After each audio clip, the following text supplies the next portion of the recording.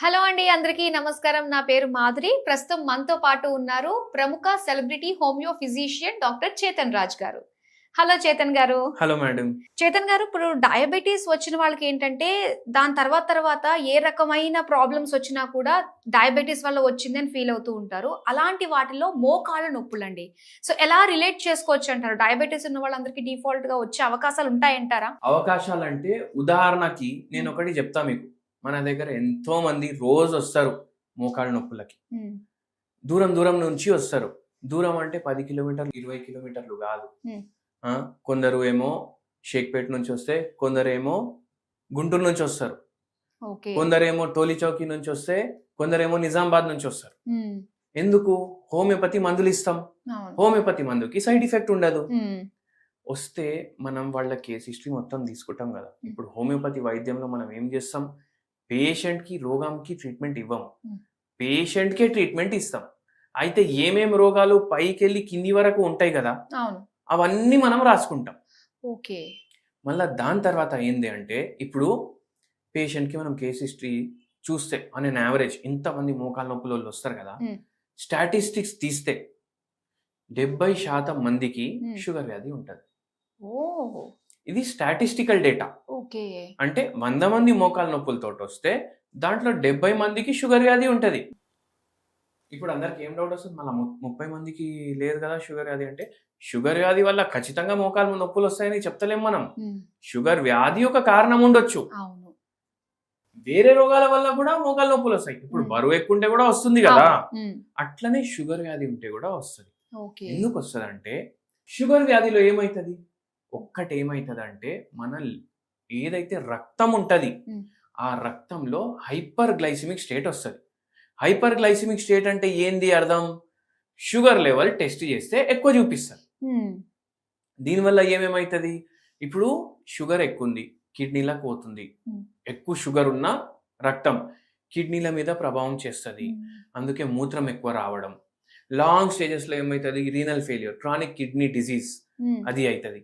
మళ్ళా ఇదే ఇప్పుడు మన మోకాలు కూడా పనిచేయాలంటే ఆడికి రక్తం పోవాలనా లేదా? పోవాలి. అయితే మోకాళ్ళ దగ్గర ఎప్పుడైతే ఇది పోతుంది, ఏదైతే గుజ్జు ఉంటది కదా, కంటిన్యూస్లీ ఎక్కువ గ్లూకోజ్ పోతుంది గుజ్జుకి. అయితే AGES అనేసి ఒక కంపౌండ్ ఉంటది, అది ఎక్కువ అయిపోవడం వల్ల అక్కడ డ్యామేజ్ అవుతుంది. ఓకే. ఈ డ్యామేజ్ ఒక్కటేసారి కనిపించదు. ఇవాళ షుగర్ వచ్చింది, ఒక గంట తర్వాత మోకాళ్ళ నొప్పులు వస్తాయని కాదు. షుగర్ వచ్చినాక కొన్ని ఇయర్స్ తర్వాత వాళ్ళు అసలు మెయింటైన్ చేయలేదు షుగర్ వ్యాధి, హోమియోపతి ట్రీట్మెంట్ తీసుకోలేదు, మొత్తం రివర్స్ చేసుకోవచ్చు హోమియోపతిలో షుగర్ వ్యాధిని, మొత్తం షుగర్ వ్యాధి తగ్గుతుంది. అయితే హోమియోపతి ట్రీట్మెంట్ తీసుకోవట్లేదు, షుగర్ వ్యాధిని మేనేజ్ చేస్తలేరు, వేరే మందులు పడతారు. ఏమైతుంది అయితే అవని ఏముంది, ఏం తెలుస్తలేదు కదా అనేసి ఉంటే సడన్ గా ఒక రోజు బయట పడుతుంది మోకాలు నొప్పి, గుజ్జు డ్యామేజ్ అవుతుంది. హైపర్ గ్లైసిమియా వల్ల ఆక్సిడేటివ్ స్ట్రెస్ పెరుగుతుంది బాడీలో. ఆ ఆక్సిడేటివ్ స్ట్రెస్ పెరిగింది అంటే దాని తర్వాత ఫ్రీ రాడికల్లు కూడా పెరుగుతాయి బాడీలో. అంటే ఏంది? ఇవి వేరే వేరే పార్ట్స్ ని డ్యామేజ్ చేస్తాయి. మళ్ళా తర్వాత ఏమైతుంది అంటే, ఇప్పుడు అన్ని పార్ట్స్ కి బ్లడ్ పోతుంది, కానీ గ్లూకోజ్ ఎక్కువ ఉన్న బ్లడ్ పోతుంది. దాన్ని బ్రేక్ డౌన్ చేయడం అయితే లేదు బాడీ తోటి. ఎందుకు? ఇన్సులిన్ రెసిస్టెన్స్ డెవలప్ అయింది. ఆటోమేటికలీ ఇన్ఫ్లమేషన్ వస్తుంది. అంటే మీరు చూడండి, చాలా మంది ఇప్పుడు మన దగ్గర కూడా వస్తారు కదా, మోకాళ్ళ నొప్పులు ఉన్నాయి. సరే, ఎప్పటి నుంచి ఉన్నాయి? 7-8 ఏళ్ల నుంచి ఉన్నాయి. ఇంకా వేరే రోగాలు ఉన్నాయంటే షుగర్ కి గోళీలు వాడతారు సార్, కానీ కంట్రోల్ ఉంది. ఎప్పటి నుంచి ఉంది షుగర్ అంటే ఒక 15 ఏళ్ళు అవుతుంది. 15 ఏళ్ళు నుంచి షుగర్ ఉంది. దాని తర్వాత మోకాళ్ళ నొప్పులు వచ్చినాయి. వెయిట్ ఎక్కువ ఉంటే వస్తాయి అంటారు, బరువు కూడా షుగర్ ఏది వస్తే బరువు కూడా తగ్గుతుంది ఎంతో మందికి. కొంచెం సన్నగా అయిపోతుంది. అయితే దానివల్ల మళ్ళా ఇన్ఫ్లమేషన్ అవుతుంది బాడీలో. మీరు చూడండి, షుగర్ వ్యాధి ఉన్నోళ్ళకు జర కాళ్ళు చేతులు ఉబ్బడం ఇట్లా కనిపిస్తుంది మనకు. అట్లా బయటనే మనకు ఉబ్బడం కనిపిస్తుంది అంటే లోపట మోకాళ్ళకి ఉబ్బరం ఉండదా? అట్లా ఇన్ఫ్లమేషన్ ఉంటది. ఈ పేషెంట్ అంటున్నారు, సార్ నేను కూరగాయలు కింద కూర్చొని కట్ చేస్తుండే, ఈ మోకాలు నొప్పులు వచ్చినప్పటి నుంచి కింద కూర్చొని కట్ చేయడానికి కూడా వస్తలేదు. కింద కూర్చొని కట్ చేస్తే ఒక సాటిస్ఫాక్షన్ ఉంటది నాకు, నిల్చొని కట్ చేస్తుంటే మోకాలు నొప్పులు కూడా పెరుగుతున్నాయి. కిచెన్ ప్లాట్ఫామ్ దగ్గర నిల్చొని కట్ చేస్తే. ఇంతకుముందు ఇప్పుడు కూరగాయలు అన్ని మేము వారానికి ఒకసారి తీసుకొస్తాం. నేను జాబ్ చేస్తా, వారానికి ఒక రోజు హాలిడే ఉన్నప్పుడు మేము తెచ్చి అన్ని కూర్చొని కింద కట్ చేసుకుంటుండే. ఇప్పుడు ఏమైతుంది, ప్లాట్ఫామ్ దగ్గర నిల్చొని కట్ చేయాలి. అది కట్ చేయడానికి వారం మొత్తంది ఒకటేసారి కట్ చేయాలి. 45 minutes 1 hour అవుతుంది. అంతసేపు నేను టీవీ చూసుకుంటా కట్ చేస్తుండే. ఇప్పుడు నేను టీవీ ఎట్లా చూసుకోవాలి? అంటే ఇప్పుడు చూడండి, ఎవరికి కూరగాయలు కట్ చేయడం ఒక హాబీ ఉండదు. అవునా కాదా? ఎవరికి అరే ఎంతసేపు రాబాయ్ కట్ చేయాలి అనేసి అనిపిస్తుంది. అయితే వాళ్ళకు ఒక లీజర్ కి వాళ్ళు టీవీ చూస్తారు. ఇప్పుడు గంట సేపు అక్కడ నిల్చొని ఇట్లానే కట్ చేయాలంటే కష్టమవుతుంది కదా వాళ్ళకు కూడా. మళ్ళీ ఏజ్ కూడా 52, 53 ఏమో ఉండే. రైల్వేస్ లో పనిచేస్తుండే. మళ్ళీ ఇంకోటి ఏంది, ఎక్కువసేపు కూర్చొని కూడా వస్తలేదు సార్. కూర్చుంటే కూడా ఏదో ఇట్లా షాక్ కొట్టినట్టు అవుతుంది మోకాల్లో. వీళ్ళ డెస్క్ ఉంటారు కదా, ఈ డెస్క్ నుంచి వేరే డెస్క్ కి పోవాలంటే కూడా కష్టం. ఇట్లా బెంచ్ మీద ఇట్లా చేతులు పెట్టి చాలా శక్తి పెట్టి లేవాలి, లేకపోతే లేవనికి వస్తలేదు.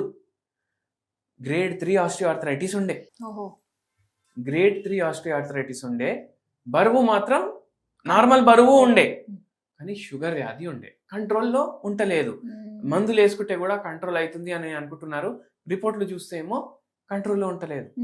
HbA1c ఎక్కువ చూపిస్తుంది, ఫాస్టింగ్ పోస్ట్లెస్ నార్మల్ చూపిస్తుంది. అట్లా కూడా ఉంటది. అయితే స్ట్రెస్ ఏముందంటే, ఏముంటది సార్ స్ట్రెస్? అందరు అనుకుంటారు గవర్నమెంట్ జాబ్ అంటే ఏం టెన్షన్ ఉండదు, అందరు అనుకుంటారు. కానీ ఎంత స్ట్రెస్ ఉంటది అంటే అంత స్ట్రెస్ ఉంటది. ఒక్కొక్కసారి ఓవర్ టైం కూడా చేయాలి. నాకు ఎందుకు ఈ జాబ్ అన్నట్టు అనిపిస్తుంది. మనం ఏదో గవర్నమెంట్ జాబ్ చేస్తే ఇప్పుడు ఆల్మోస్ట్ రిటైర్మెంట్ ఏజ్కి వచ్చినాము, ఇంకో 5-6 ఏళ్ళు అయితే రిటైర్ అయిపోతాం అనేసి చేస్తున్నాం తప్ప ఒక్క 1% కూడా ఇట్లా జాబ్ సాటిస్ఫాక్షన్ ఉండదు, ఏదో ప్రశాంతం ఉండదు, ఏముండదు. టెన్షన్ టెన్షన్ టెన్షన్ ఉంటది. ఇల్లు మేనేజ్ చేసుకోవాలి, జాబ్ మేనేజ్ చేసుకోవాలి, అన్ని మేనేజ్ చేసుకోవాలి అన్నారు. ఇప్పుడు ఆఫీస్ లో ఒక 10 గంటలు ఉంటారు కదా, వారానికి 5 రోజులు కానీ 6 రోజులు కానీ పనిచేస్తారు కదా. ఈ పేషెంట్ గురించే కాదు, ఎవరి గురించి అనే చెప్తున్నా నేను.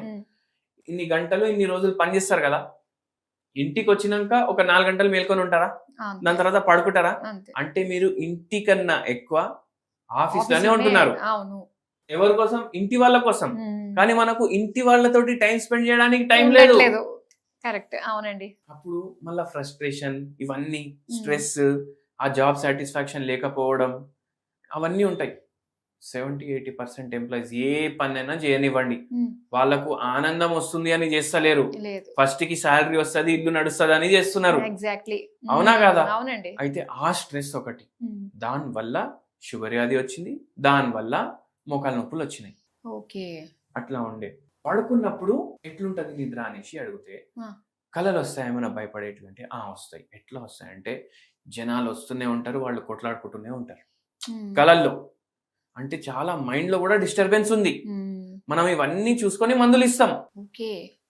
పేషెంట్ కి మోకాలు నొప్పులు కూడా తగ్గినాయి, షుగర్ వ్యాధి కూడా తగ్గింది. పేషెంట్ కి మోకాలు నొప్పులు వస్తే నిల్చుంటే 5 నిమిషాల కన్నా ఎక్కువ నిల్చోలేకపోతున్నారు. కూర్చుంటే సపోర్ట్ తీసుకొని కూర్చోవాలి, నిల్చుంటే సపోర్ట్ తీసుకొని నిలబడాలి. మెట్లు ఎక్కడం అంటే చాలా కష్టం లాగా అయిపోయింది. అయితే చూడండి, షుగర్ వ్యాధి వల్ల ఇట్లా మోకాలు నొప్పులు వస్తాయని తెలిసింది మనకు. దాంతో పాటు ఒకవేళ బరువు కూడా ఎక్కువ ఉంది అనుకోండి, ఇంకా వచ్చే ఛాన్స్ ఎక్కువ అయిపోతుంది. నిద్ర చక్కగా లేదంటే ఇంకా వచ్చే ఛాన్స్ ఎక్కువ అయిపోతుంది. చాలా రీజన్స్ ఉన్నాయి. మళ్ళీ కొందరు ఫుడ్ మీద కంట్రోల్ ఉండదు. నేను 1 డే ఉన్నా ఇష్టం ఉన్నది కడుపు నిండా కన్నా ఎక్కువ తింటా, అట్లా కూడా ఉంటాయి కొందరికి ఆశలు. అయితే అవి జరా మనం కంట్రోల్ చేసుకుంటే మనం ఈ మోకాలు నొప్పులు, గీపాల నొప్పులు అవాయిడ్ చేయవచ్చు. ఆపరేషన్ వరకు వెళ్తుంది చాలా మందికి. హోమియోపతిలో ఆపరేషన్ వరకు వెళ్ళినా వాళ్ళకు ట్రీట్మెంట్ ఉంటది, ఆపరేషన్ చేసుకోకుండా. హోమియోపతి మెయిన్ మన సిద్ధాంతం ఏంది అంటే, ఆపరేషన్ లేకుండానే తగ్గియాలి పేషెంట్ కి. అయితే అట్లా ఉంటది. మళ్ళా వీళ్ళకు స్ట్రెస్ ఉన్నా ఎక్కువ అవుతుంది. సో మీరు స్ట్రెస్ లేకుండా బతకడానికి ట్రై చేయండి. చాలా కష్టం అండి. చాలా కష్టం అంటే, ఇప్పుడు జాబ్ చేస్తున్నారు, ఎందుకు చేస్తున్నారు మీకు తెలుసు. మీ ఫ్యామిలీ కోసం, మీ పిల్లల కోసం, మీ ఫ్యూచర్ జనరేషన్స్ కోసం మీరు పనిచేస్తున్నారు. మీ ఏం ఉంది ఇట్లా. కానీ డైలీ ఆఫీస్ పోయేటప్పుడు మనం అరే ఏముంటది, మళ్ళా అదే లొల్లి ఉంటుంది, మార్నింగ్ నుంచి నైట్ వరకు అదే లొల్లి ఉంటుంది అని ఆలోచించుకుంటా పోతే మొత్తం రోజు Stress. మీరు అసలు ప్రశాంతంగా కూడా ఉండలేరు. Correct. మీ కొలీగ్లు గిలీగ్లు వాళ్ళు ఇల్లు మాట్లాడుకోనికి ఉంటారు కదా, పాజిటివ్ మాటలు మాట్లాడుకోండి. పాజిటివ్ మాటలు మాట్లాడుకోవడం వల్ల చెప్తారు కదా పాజిటివ్ ఎనర్జీ రిలీజ్ అవుతుందని. ఎందుకు చెప్తారు? మన బాడీ పాజిటివ్ హార్మోన్లు రిలీజ్ చేస్తుంది. ఇప్పుడు కార్టిజాల్ ఉంది, లేకపోతే మీకు డోపమైన్ ఉంది. డోపమైన్ ఏమో పాజిటివ్ తీసుకొస్తుంది బాడీలో, కార్టిజాల్ ఏమో నెగటివిటీ తీసుకొస్తుంది. ఇప్పుడు కార్టిజాల్ ఎప్పుడు వస్తుంది ఎక్కువ? ఎప్పుడైతే మన థాట్స్ నెగటివ్ ఉంటాయి అప్పుడు పెరుగుతుంది కార్టిజాల్. ఓకే. అట్లా పాజిటివ్ మనం ఆలోచించుకుంటా మంచిగా, అరే సినిమా పోయినావా, అరే ఈ క్యారెక్టర్ బాగున్నాడు, ఈ చీరల దుకాణంలో ఈ చీర బాగుంది, ఇట్లాంటి మాటలు మాట్లాడుకోండి. అది కాకుండా ఇప్పుడు మీ అత్తగారి గురించి కంప్లైంట్లు చేసుకుంటారు. అత్తగారు అయితే మారదు కదా, వాళ్ళకి చెప్పుకొని కూడా మనకు ఏమొస్తుంది? అదే రిపీట్ చేసుకుంటూ దాని గురించి ఆలోచించడం. మొత్తం రోజు అత్త అత్త అత్త, ఇంటికి పోయినాక కూడా అత్తగారు ఉంటారు కదా, మళ్ళీ ఏం లాభం? కొందరు కోడలు కోడలు కోడలు కోడలు అని చేస్తారు, కొందరు ఏం వచ్చేది ఉండదు. ఏ చీర బాగుంది, పానీపూరి ఎక్కడ బాగుంటది, నచ్చిన విషయాల గురించి మాట్లాడండి మీరు. అవునా కదా? అవునండి. అయితే కొంచెం పాజిటివిటీ వస్తుంది, హ్యాపీనెస్ అనిపిస్తుంది. నిజంగా అండి, ఇది ఒక పాజిటివ్ గురించి. సో దీని నుంచి మనం స్ట్రెస్ ని తగ్గించుకుని స్ట్రెస్ తో పాటు మనకు వచ్చే జబ్బుల్ని కూడా దూరం చేసుకోవచ్చు. సో ఇది ఒక నిజంగా మంచి టిప్ అన్నమాట, ప్రతి ఒక్కరు ఫాలో అవ్వాల్సిందే. చాలా మంచి విషయాలు షేర్ చేసినందుకు thank you so much Shekhar గారు.